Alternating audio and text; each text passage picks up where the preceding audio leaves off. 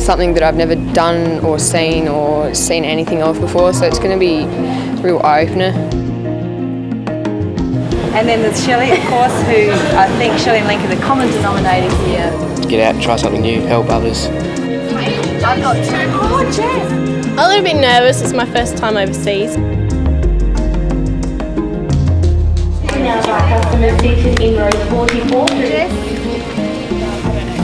Well, I don't know what to expect, really. No, I'm just gonna, I've got them. They're all over the place.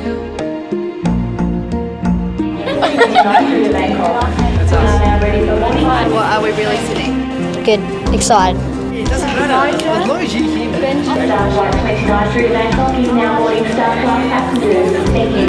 Shelley and the mob was going, and it's pretty much for Link. Okay. Yep. 47G. Yeah. Just give them a fresh outlook on things that maybe they don't have it quite so bad. What's going on? And maybe instill something in them for the future to help people, no matter whether it's an orphanage in Thailand or down the street.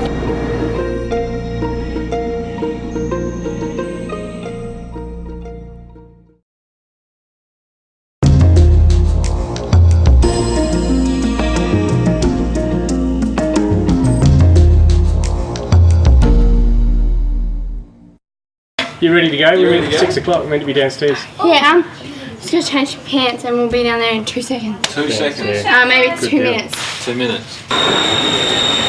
The team has just reached Bangkok. For some, this is their very first time overseas. Understandably, sightseeing is first up on the agenda.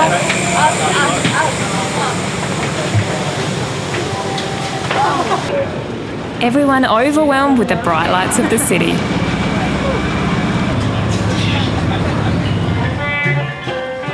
There's plenty to see and do, not to mention buy. There's all big ants.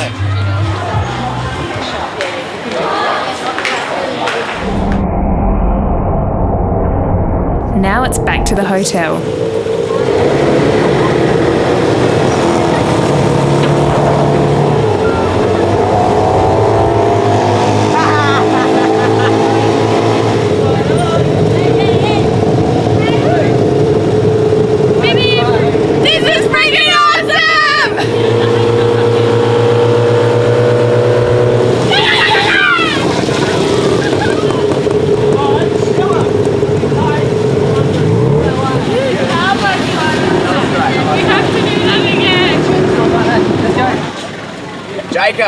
Day 3 and the team is set for the 10-hour bus trip to Phetchabun.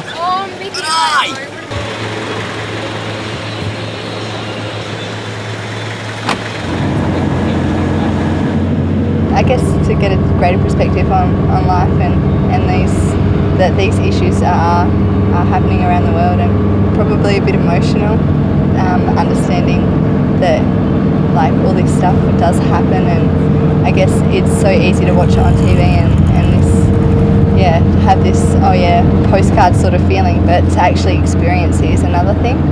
The passengers already weary but excited. I want to see the kids. I want to see the little kids. I really do. Yeah, I want to see one. I want to take one home with me, probably. No, but I won't because I'm too young. Fanta. Yeah. Iced tea. Iced tea. Smell the aroma. Culture shock can be a real hurdle to jump though.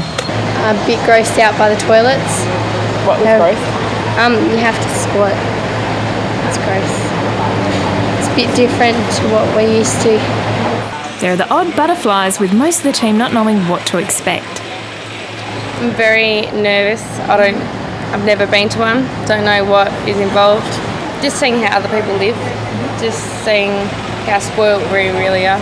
The team organisers holding on to hopes that this will be a life-changing journey. When I first came a few years ago, it was a life-changing experience for me. It was really awesome to be able to be a part of it. And so we just felt like it'd be really cool to be able to keep bringing teenagers back as often as we can. So this is the first time for a while. But it definitely changes the kids when they see the situation that a lot of these children are in and what they've come from, and it helps our teenagers to reassess what's really important and maybe to change some of those lovely teenage attitudes. and the moment everyone's waiting for, the buses pulling up at one of Mercy's children's home.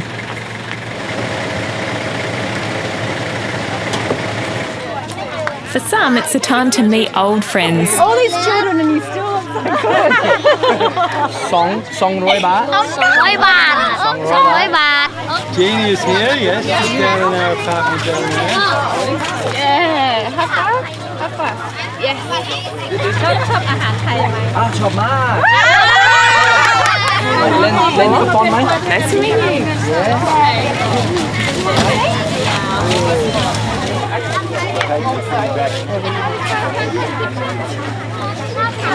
Yeah, that's it right there. I love me. I love me.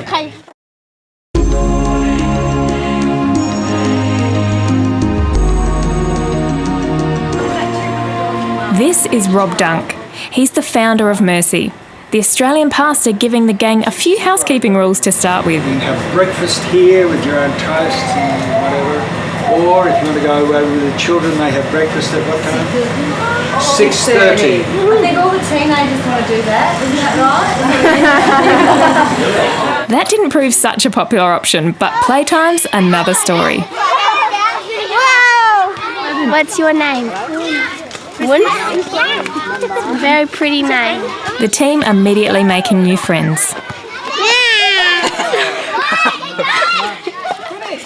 Oh, he's so cute.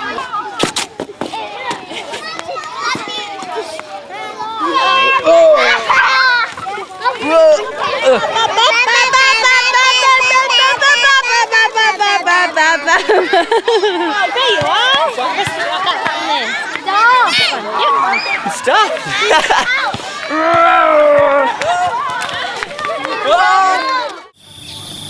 Morning has broken. It's about 5:30 a.m. here and everyone's up. There's a list of chores to be done before breakfast.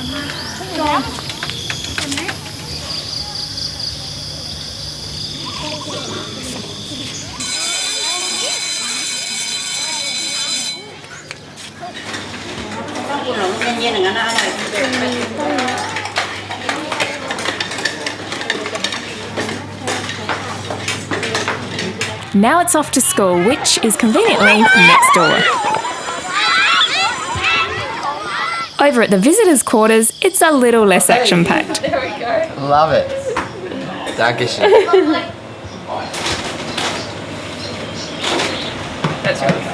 These are awesome little guys. Maybe tomorrow morning I'll get you up a little bit earlier. Well, I was here before you were up. I didn't think you were going to do it. With all the children at school, it's time for a tour. This facility in Petchabun is home to 86 children ranging from babies to 17. And we come in. Hello.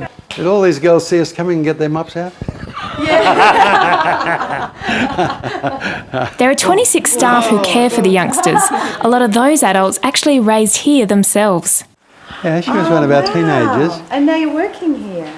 Rob tells the team it's been a long road. Mercy started really when I stood in front of a world map praying for Thailand, and suddenly I had a vision of a children's village. And then a series of miracles began to take place, which opened the doors for us to come to Thailand and commence this wonderful thing. The facility is an oasis in this poor, depressed area of Thailand. And Mercy just doesn't cater for its own children, its influence reaches deep into the district. Its ever-growing school may just be 6 years old, but it boasts 900 students.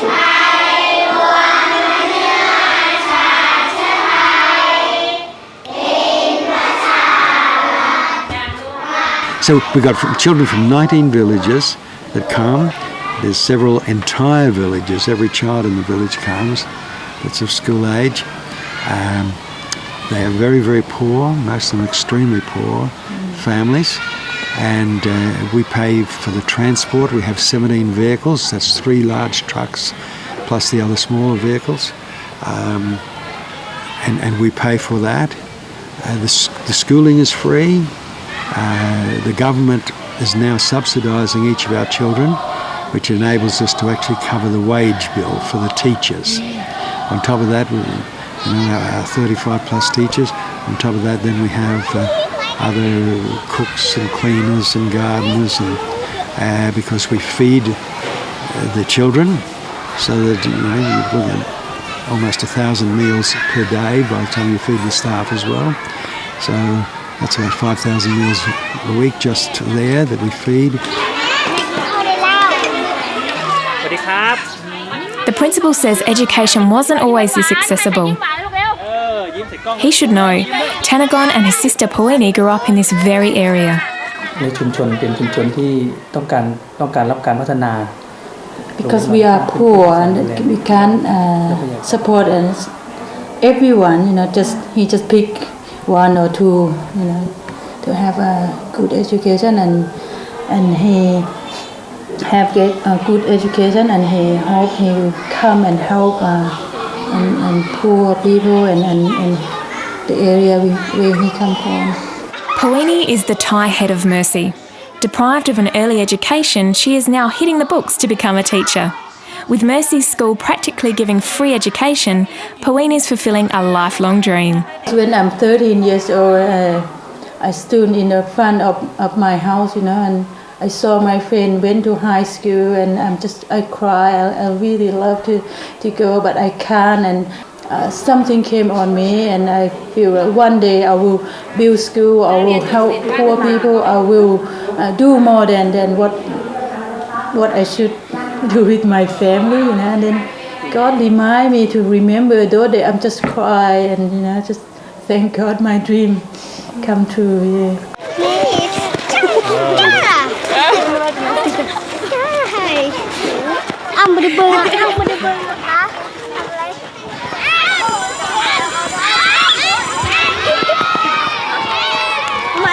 The final bell's just gone, and today the team's going to escort the students home.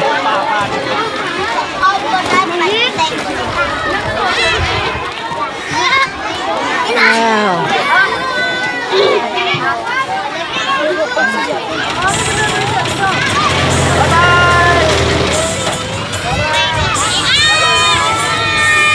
Locals here earn around $5 Australian a day. With petrol up around $1 a litre, this free transport service is a godsend.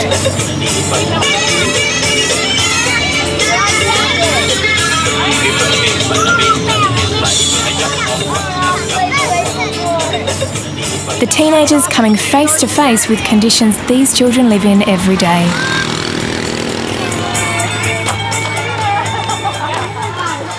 Pretty hard to see it because it's so different to the way we live and what we have. We have so much, and we do take that for granted, seeing what they do have.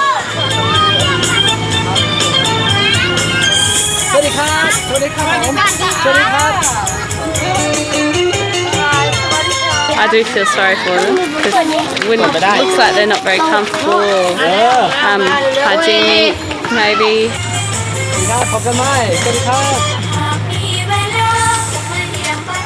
They weren't really made up of much. They were just kind of different bits of materials kind of picked up in there. They didn't have any walls down the bottom. It was just a staircase, and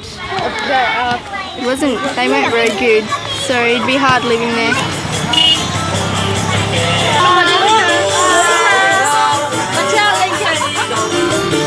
That's so cute, look at that. It's hard to tell from their smiles and their sort of laughter at school what their home life is like. Thinking about if it's bad or good at home, we really can't tell, but some of them look pretty happy when they go home to see their parents and stuff.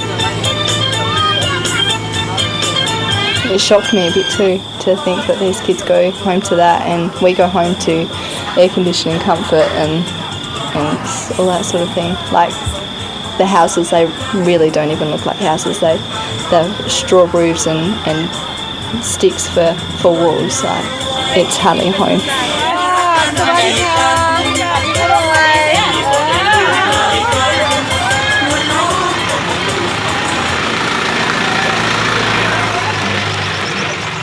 I would say the overall mandate is that we are to impact Thailand by impacting individual children. And as the work expands, as you've seen, now up to 900 in the school, plus other facets elsewhere, we would see moving on to university, etc. We're going to develop what we call a lifestyle training program. And all this is foundational, I believe, ultimately to the lifestyle training program, where we'll be able to develop young people to move into all areas of life and impact the nation in a very positive way.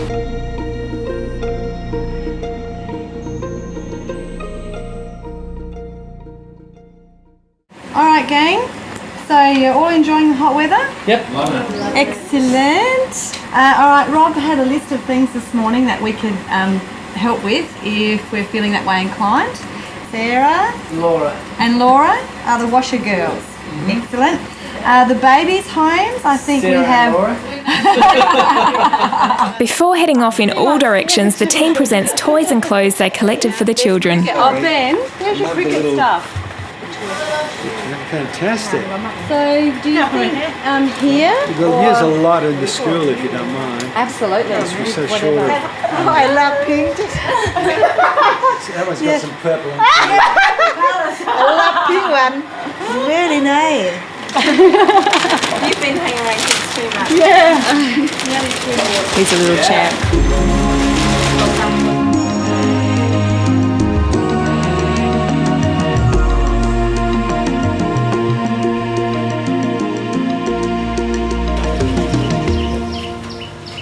We're helping hanging up the washing.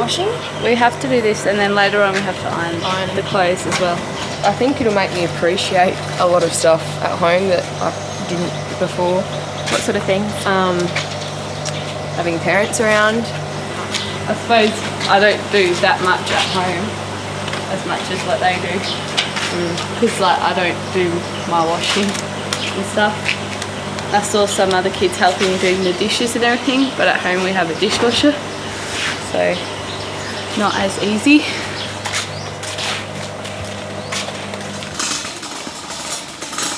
Over in the kitchen, Nikki, Jess and Talia are tackling lunch. But we are peeling eggs. This is a hard task. About approximately 200. 200.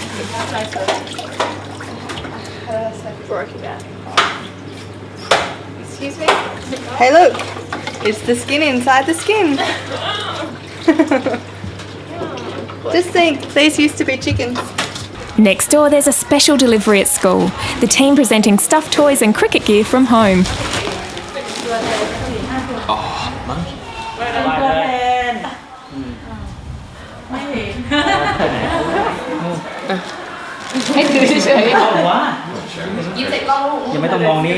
It's lunchtime here too, so all hands on deck. You're the food server, you're the food man. We'll take him out, eh? We're feeding the nations. This lovely lady next to me gave me my hat, and I'm very excited about it, and I'm hoping I can take it home with me. The food smells nice. Fried rice. And how many? And little serves. I'm probably putting too much on there. Okay. But they can come back for seconds. How many have you done so far, do you think? I don't know. I think maybe 100 or so, and then we're ready for the next lot. 100? Just a bit of realisation of how lucky I am. How good things are for me. Even though I might whinge and grizzle about whatever it is I whinge and grizzle about, it's not really as tough as I make it out to be.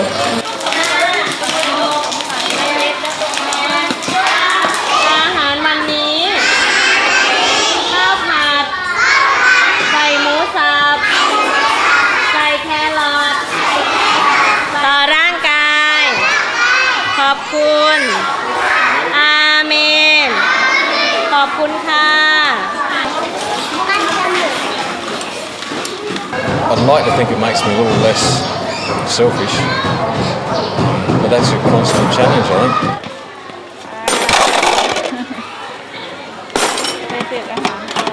think. Meanwhile, back at the orphanage, they're still cooking.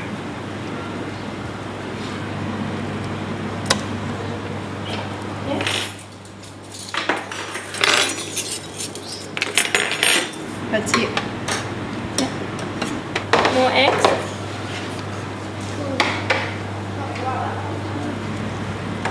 The midday lunch crew not without a few hiccups.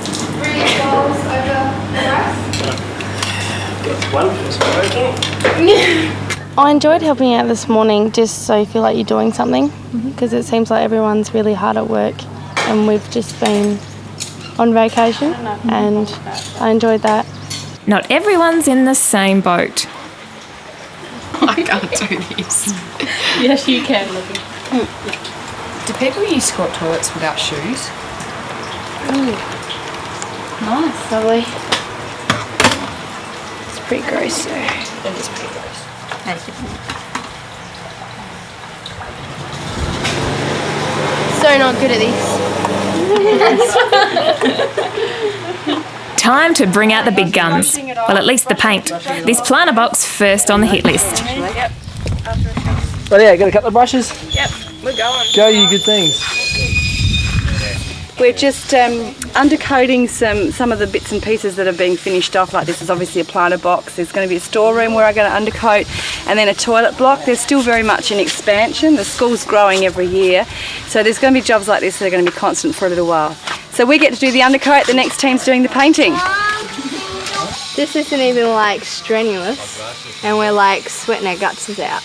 And most people, like most of the tyres, they have to push carts in this sort of heat all day. So yeah, we're pretty weak. Well, I am anyway. Guys, come on.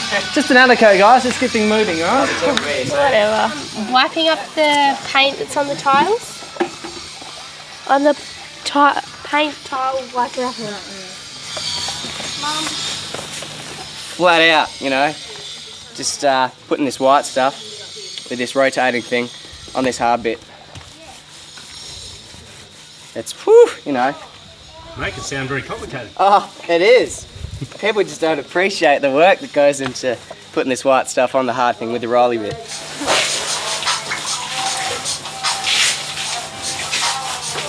Then I'm gonna rag. Yep, in that bucket I think.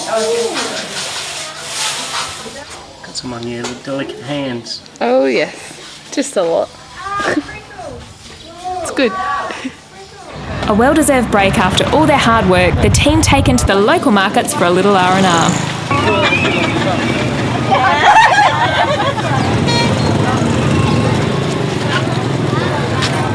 It's a chance to taste some Thai delights. So, are they 25 baht? There's 100 baht. That's for three. No, that's for everything. And yeah, you can just have it. Not everyone's so sure. A familiar sight from home.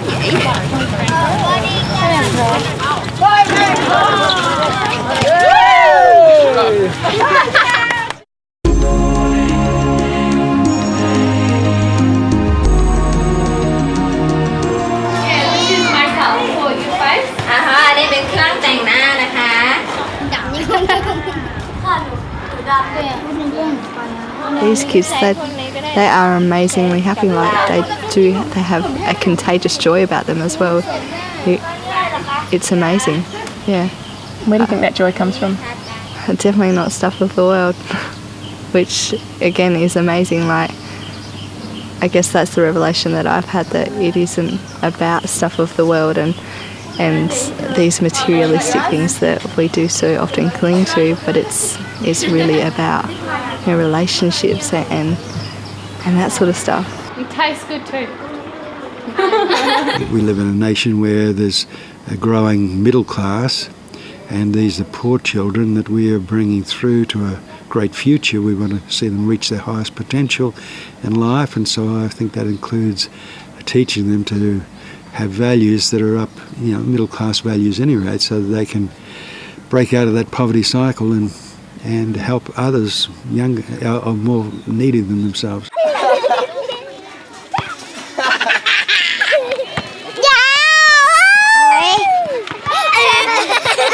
Sadly, even some of Mercy's children never achieved that, and Rob blames the culture. But to me, the tragic one is that the children are taught that they are responsible for their parents, not that the parents are responsible for them. So that's why, you know, I can have a child here hasn't seen a parent for 6 or 7 years. Parent will turn up when they're educated, ready to make their mark in the world and say, you know, you must come home. I need you to help me. I need you. You know, I've got nobody to help support me. And that kid will leave because he's been trained from 3 years of age in the culture that he is responsible for his parents. And so this keeps the poverty cycle going. I mean, we've had kids that could have gone anywhere in the world, reached that point, and their parents take them off just so they could sell them as a second wife.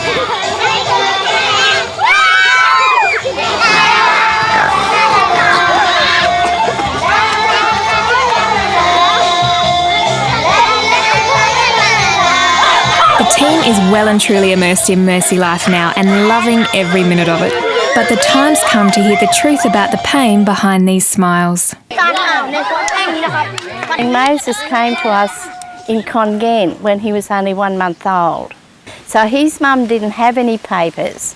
So that made it a bit difficult for us, and she badly wanted to be rid of Moses. She had 2 or 3 other children which she had sold off to foreigners, and I think she expected us to buy Moses, but we weren't in on buying any children, so we were very happy to have him. So she went out on the street and found a guy that was willing to accommodate, or she was willing to accommodate him if he would come and use his registration papers to sign Moses in. So after a few weeks, she decided that she wasn't happy because she didn't get any money. And she came back and wanted to take Moses, and we said, well, you better go get your husband. But he'd long since gone, and so there was no way that she could have him. So yeah, we're very happy to have Moses.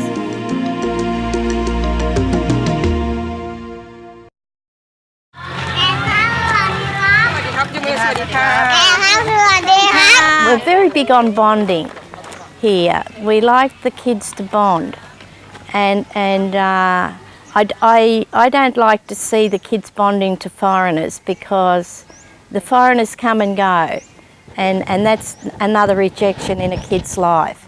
So we're very big on the kids bonding to the carers, and we're really major on that, because every kid needs to know he belongs to somebody.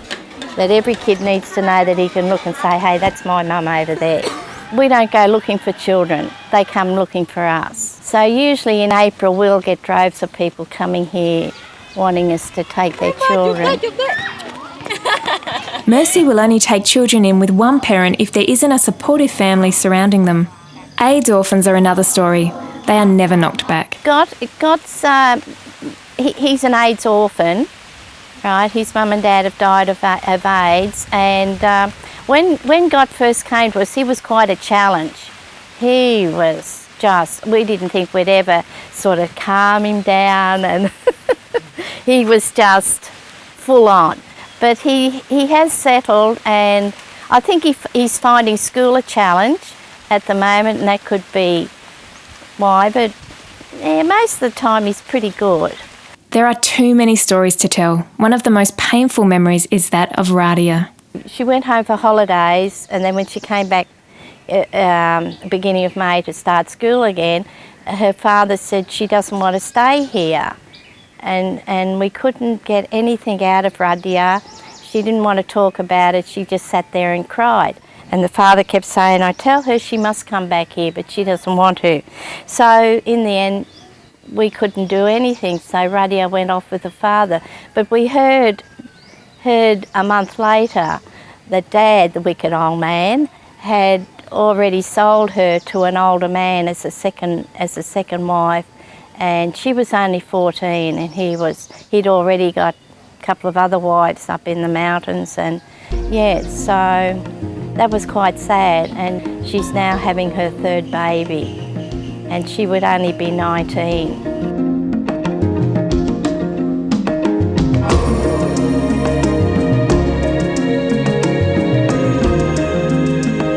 Hearing how that rejection actually does take place, it is even more heart-wrenching, and hearing how these kids are sold as sex slaves and as a wife, and one of the stories of a 19-year-old girl, she's already got pregnant with her third kid, like that. I'm 19 years old and she didn't ask for this, and yeah, to think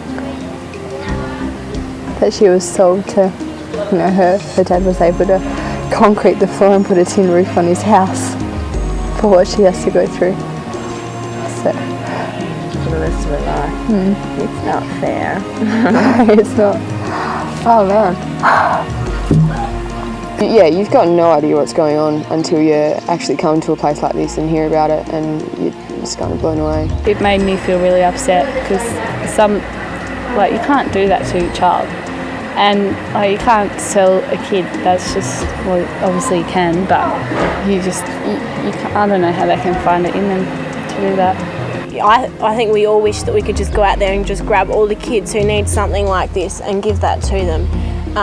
But, you know, you have to be realistic. You can't really do that to all of them. So just helping the few you can is good. But, yeah, there's definitely more out there that need help. I want to be able to help people in some sort of way. Like what some of the helpers are doing here. I want to be able to do something like that. They look so happy here and you don't realise that they actually did come from a bad background.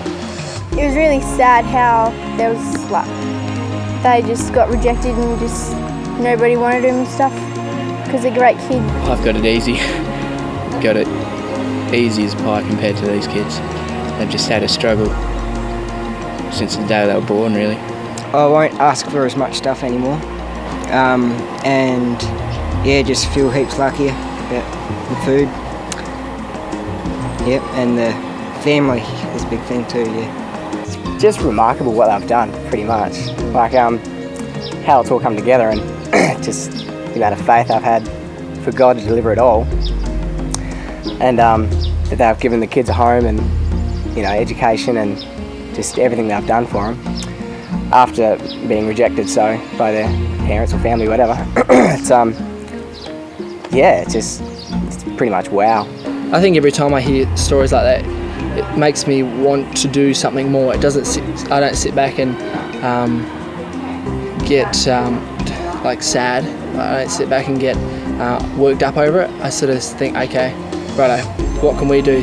Being so blessed in Australia, being rich, being filthy rich, it makes me sit back and think, right, that's it. What can we do more as Australians, as young Australians? Definitely grateful for what I've got, where I've come from, how easy I've got it.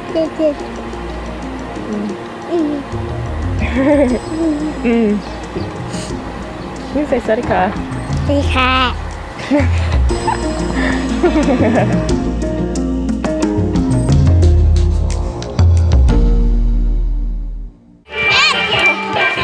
Time is ticking, but the team will make the most of their last night here. I feel beautiful right now. Do my face? Rob and Jean only too pleased to host these young people from South Australia. Right from the outset, I knew that would be a vital part of what we're doing, and I'm thrilled because of what it does for children as well as for those people. Their lives are changed. And many of them, it's amazing how lives have been changed, the stories that come back. But the important thing is what it does for children. I mean, these children, particularly men from Endicom, many of them don't have many males influencing their life for good. So the males are an added bonus, but anyone to come and spend time and love the children is important. God. Part of your healing process is the love and the fun and the laughter and the joy and everything that comes from all the visitors. I think they've done really, really well. The whole goal of taking a group of teenagers over is to basically take the focus off themselves for a while, and I think 3 or 4 days in we've achieved that.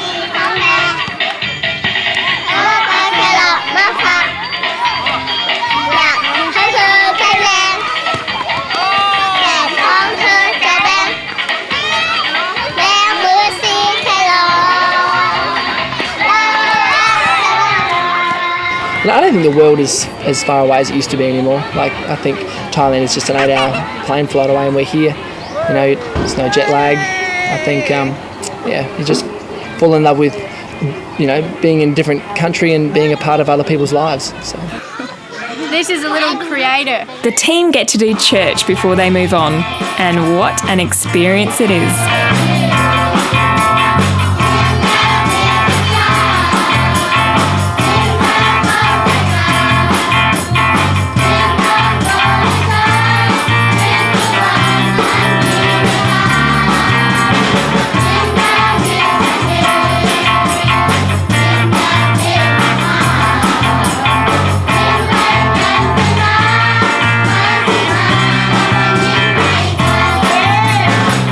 Before I'd been praying in Australia, and as I prayed for Thailand and for Bangkok. And then in my mind, I saw this beautiful children's village. His goodness and what's out for me. Shout! How is it? Shout, shout, shout, shout, shout, shout, shout, shout, shout. Leaving, the hardest part of this journey. Big hug. You go home and your world has been enlarged and you've been challenged and changed by being here. So I think it's very, very good to have teams come. And I don't think you realise the impact it has upon the staff and the children, because you open the world to them. It's not just Thailand and their tiny little world and the tiny little village that they've come from. You open the world to them. How are you?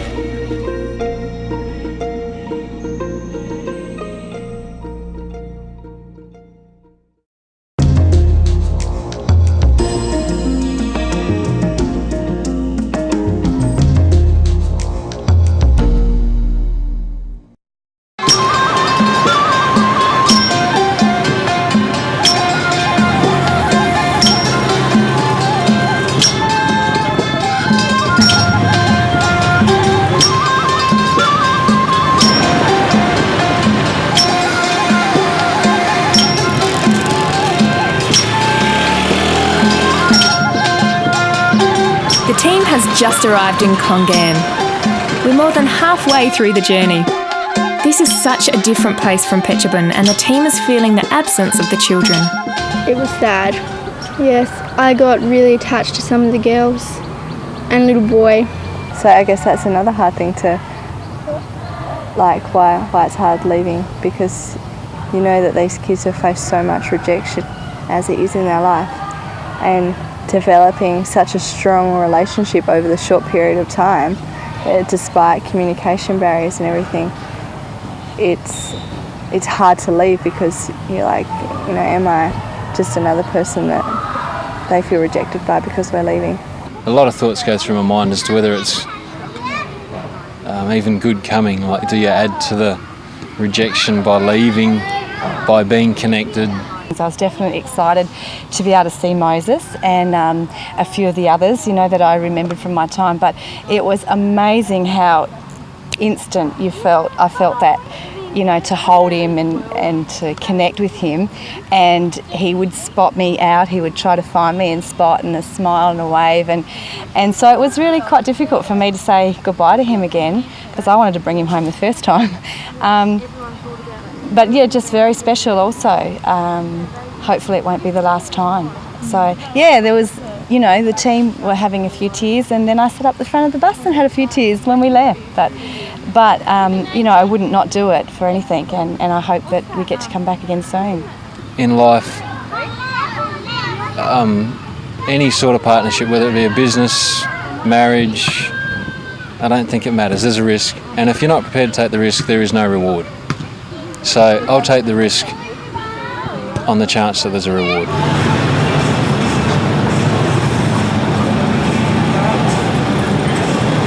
They're just doing awesomely. I'm really proud of them, and I'm really hoping that it's not just a one-time experience, that it's something that will stay with them for their lives.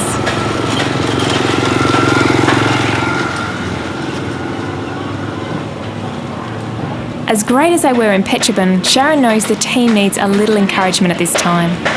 Some of them are a bit tired and weary and emotional and wondering what they have now to give to the next lot of kids, and so we encourage them that they're only halfway through the whole journey and not to quit, not to give up. There's still a lot more to give out here, and this group of children too have the added issue of HIV, and so in a sense there's some greater needs here with them perhaps. So I just wanted the team not to drop the bundle and think, well, it's finished now, it's done. I want them to stay up and to be giving. That was staged. I love it.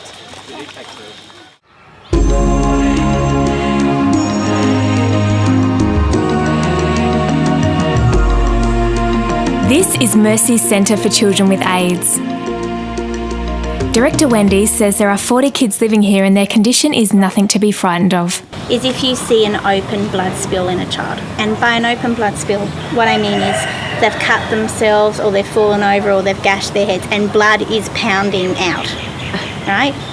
So in that situation, all you need to do is go and get a Thai staff member to deal with the problem. Most of you would know, right, that the way that you get HIV is through unprotected sex, through unclean blood, so you've been given a blood transfusion where the blood isn't clean, through sharing needles from intravenous drug use. It's extremely hard to catch. In fact, the team should be more worried about passing on their germs to kids with low immune systems.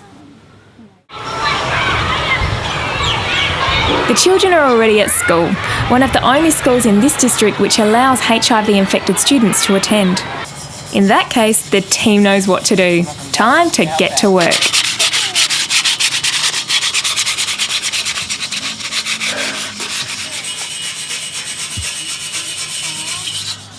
Working hard there, buddy? It's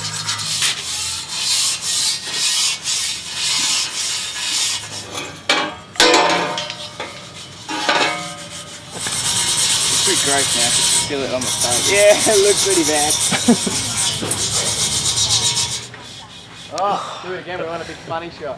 Meanwhile, the girls are painting a back wall. I've only spilled 2 drops this time. So, that's good.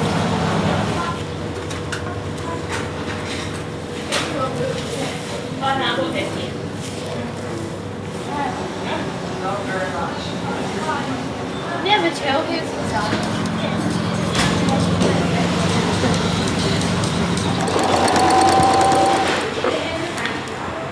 I just melted a pin.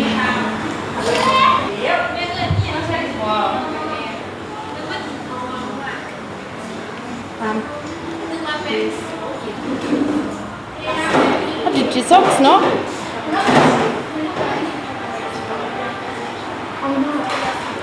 Yeah, naughty.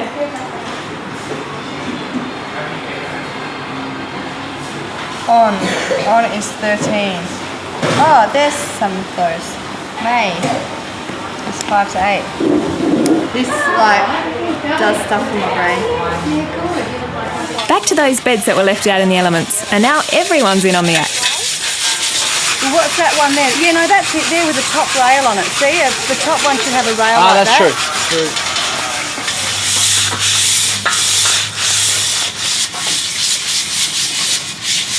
So you tip this upside down first. Yeah. To the bottom, and then Roger that. Roger that. Okay. Still put them away again somewhere. Yeah, you got it, back in the thing. That needs to be done now. What is that, you right? Oh, no, probably. Pretty good. I feel dirty. Get up. No, I feel good. I feel good. I feel like I've done an honest day's good work. Painted bed. Now I play an important role here because I'm making sure that everything is being conducted in order. We have been going like Zyrtex, I tell ya. What do you reckon? Zyrtex. Jaco. Oh! Look like that. How do you like them apples? Now you can't see me. The hose quickly becoming everyone's friend. Drinks. Who's got a spare hand? Oh, you haven't done anything. Out here. No, I mean painting. Not you, Rob. Oh, lemonade, you beauty. Sorry, Kimmy. Sorry, Kimmy. Just when you think you've finished, it's back to that wall. That's why we come to these trips. Because they can't roller them. Because it's ceramic or something. I think they just don't want to do it, so I'm going to do it. And the top parts. What about this little bit here? Oh, no, I can do it. What's up? After a full day, the children are home and it's finally time to meet them.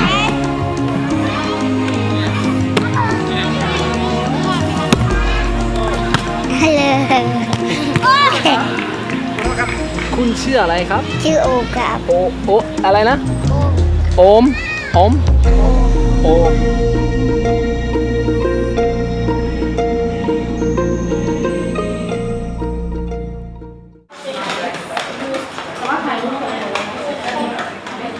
With memories of Petchabin still lingering, the team is finding it difficult to connect here.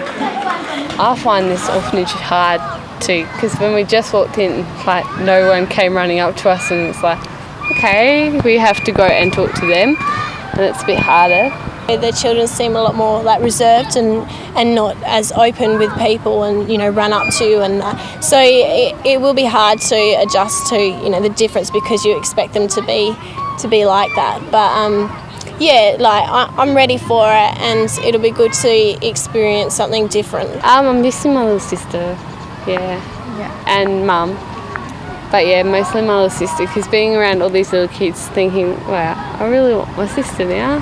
In a way, I think I kind of missed all the other kids in a way, because like some of them would just run up to you and want piggyback rides and all that kind of stuff, whereas these kids are kind of a bit less close to you. All these kids here, they're heroes, they're really heroes. Like they're battling some huge things, the shame of being HIV positive, the trials that it brings physically to their bodies, and so they're really special little kids. And so I think that if our guys will really try and connect, that they will be blessed by the spirits within these kids.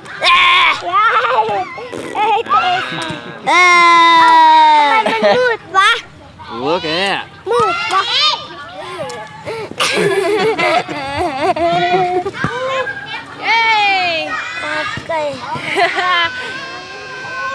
Life in this orphanage is different. It's more regimented and structured, and it has to be. These children are happy, but most of their bodies are recovering from extreme trauma, and this centre is one of the only places where they live a relatively normal life under constant care in a controlled environment. It keeps volunteers constantly on their toes. It ranges from a laundry shift, which is all day long, as we've got to do the washing for all 40 kids. Then it can also be an afternoon shift where we look after the kids when they come back from school, take them through their homework and shower them and make sure they get to bed. And then on the weekend is sort of a lot of fun and games, and also a lot of English teaching as well. Bridget is here for 1 year after coming herself with a team. I see myself as a very lucky person, at home, to be able to work, to be able to live and, breathe without really any hassle, and to see what these kids go through is sort of really eye-opening and makes you really thankful of what we have. And so I thought, well, it would be a good year to come over, volunteer and just really sow into some little kids' lives who have been neglected and really not really given the best chance at life. So if I can help them out in any way, then it's definitely worth it. Her time here has been eye-opening to say the least. The children's stories just so terribly shocking. One little girl, Pam, has been at the hospital this week. And it's nothing to when she first arrived. She came to Mercy so badly abused by her family. Because she had AIDS, they didn't even treat her like a person. She wasn't recognised as a human by her family. So she was kept outside and she was chained up and she was treated as a dog, basically. So they would throw her scraps every now and again and they would beat her. And this poor little girl who we now see who's got so much life, and she's such an individual, yet by her own family she wasn't given that opportunity. So when we heard that, and to see where these kids have come from, they've lived so much I mean, they're only 5 and 6, and they've basically seen and been a part of way too much for, you know, how young they are. So that really broke our heart.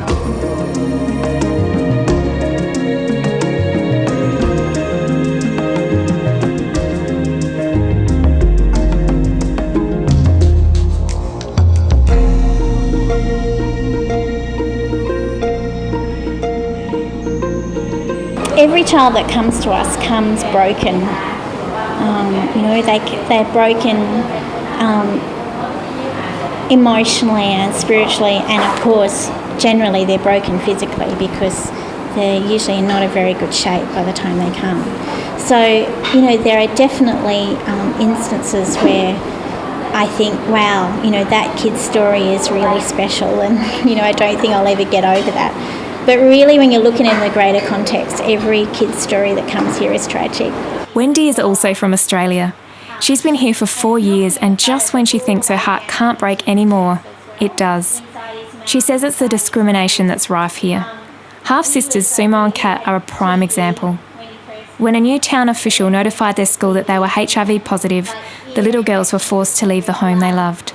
And the school's immediate reaction was total fear and discrimination, and so they expelled all the children from that school who had HIV. Like, I think there were 5 or 6 of them at the time. And Sumo and Kat, you know, went from having, you know, quite a good experience at home in terms of being able to access education and healthcare to one where their grandmother could no longer provide for them. And their grandmother loves them dearly and contacts them regularly here with us. And, you know, in my heart of hearts, I know there's a reason why that happened, but I can't help but think, you know, it'd be lovely for those girls to still be with their grandmother. Left foot blue. Left foot blue is on there. It's already there. Left hand yellow. Left hand yellow. Left hand yellow. Yeah. Left hand green. The school that they go to is the only school that will allow them to come. Every other school said we're not going to take the responsibility, even though to be able to infect someone is very, I mean, unless it's blood to blood, you know, it's not really going to happen basically. So, and also one of the older girls tried to get a job, but as soon as they found out about her that she had HIV, they just said no. Bridget says that the children live constantly in the shadow of their condition. No, that one stays there. This foot blue, yeah, it's there. It's there. If one of them hurts themselves, the first thing they do is they look for blood, and they won't let you touch them. Like, they'll say, wait, and they'll look for blood, and then if they know that they're not bleeding, then they'll let you come and sort of cuddle them and sort of do what you need to do, so that they are very aware of it. But in a way, we don't see them as sick. Like, as funny as it sounds, like, I can be playing with the kids and the whole concept of them, you know, having HIV and all that sort of stuff, we just forget it because they are normal kids, you know. They love to play, they love to do all this sort of stuff. Ready? Hello, Sawadika.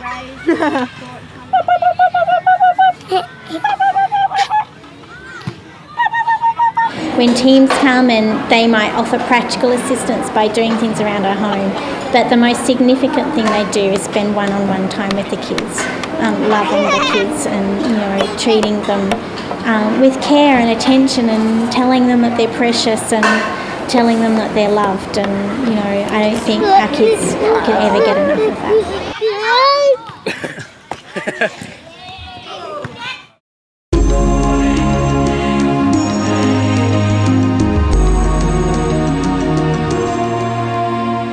The team wants to treat these youngsters to a special outing. This is a really, really special occasion for them. They don't get to go out for dinner very often, so they're very excited and they may be a little bit naughty. We know that happens at home too, doesn't it, when everyone gets excited, so be ready. With the children buzzing, everyone boards tuk-tuks to reach their much-loved destination, a Korean restaurant. So the kids have taken us out for tea, and they're dishing it up for us. It's all happening, I tell you. Mate, bit of fried, well, not fried, but a bit of pig fat. Get into it. The food, somewhat surprising. I wonder what those things are. They're sausages. Are they? They're sausages. Corn, I think. I think that's what it is. Not particularly sure, but yeah, it's fun. The kids love it and they just keep going back for more, something you couldn't say about the Aussies. This isn't my forte.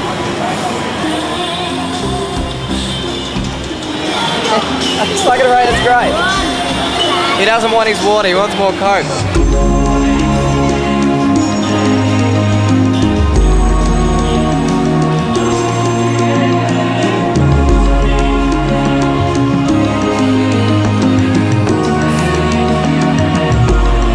Ice cream and TV, cartoons. It could be better, hey? That's good. Yeah.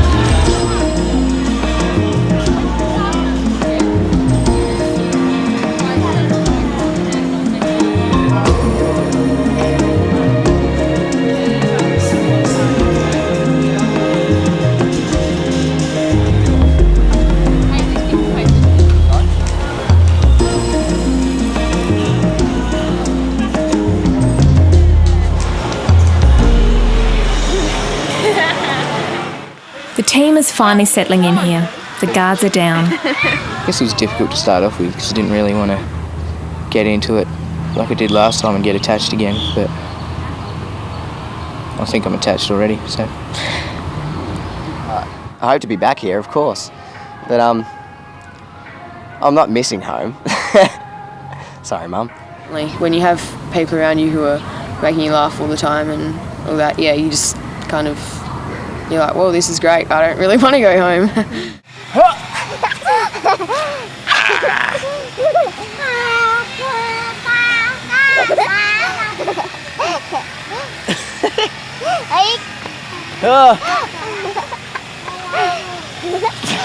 Oh my day. And then apparently she was one of the few kids that actually just walked in here and wasn't afraid of anyone. Like, she just walked in apparently as she owned the place. And you certainly can see that now? Mm-hmm. Yes, I can. She's very active as well. I'll find it hard to leave this one. Yeah. I think I might sponsor this one as well. Helen says this trip doesn't have to be the end of the line.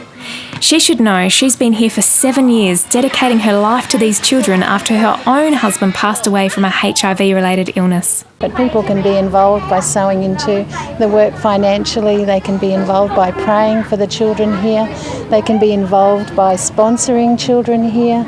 They can be involved by coming on small short-term mission trips. They can come on longer-term mission trips, like maybe just for a couple of months or a 6-month period, and they can really make a difference in children's lives in that short time. What's the buzz? Tell me, what's happening? What's happening? He loves it. But today, goodbyes must be said, and it's definitely not easy to do. I promise. She came to get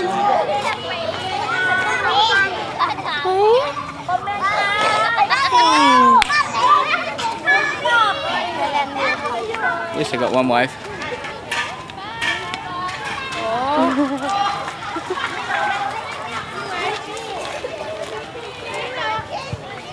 It's the team's last night in Kongan, and Sharon has some great news. And the excess money, like we saved a bit of money because we cancelled a van, we gave that to, we ended up going to give 170 Australian to the orphanage here.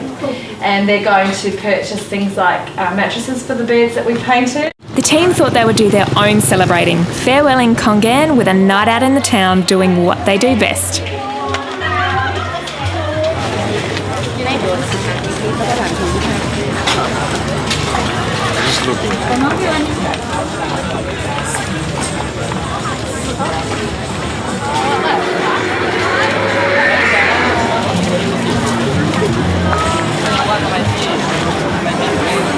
Link glad to be joining the group after spending 3 days in his room sick. It'll be good for Lincoln, he's being red tonight, but it's got to match the shoes. I'll do a stand-up because I've been sitting down all day on the crapper. It can be a drawback in a foreign country. For 90 baht, I bought a genuine Calvin Klein wallet. Genuine fake, genuine. Genuine, of course, for 90 baht. Just 24 hours later, and this team found itself walking up the tarmac to greet family and friends. We made it! We brought them all home. Good, how's it going?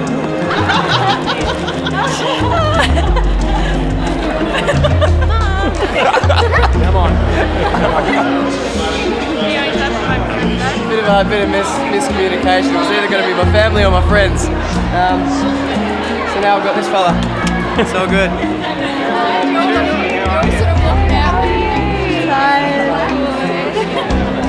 So the trip has officially ended for Team Thailand. Hopefully the memories will last longer than the photos, and these teenagers will take their experiences and what they've learned into adulthood.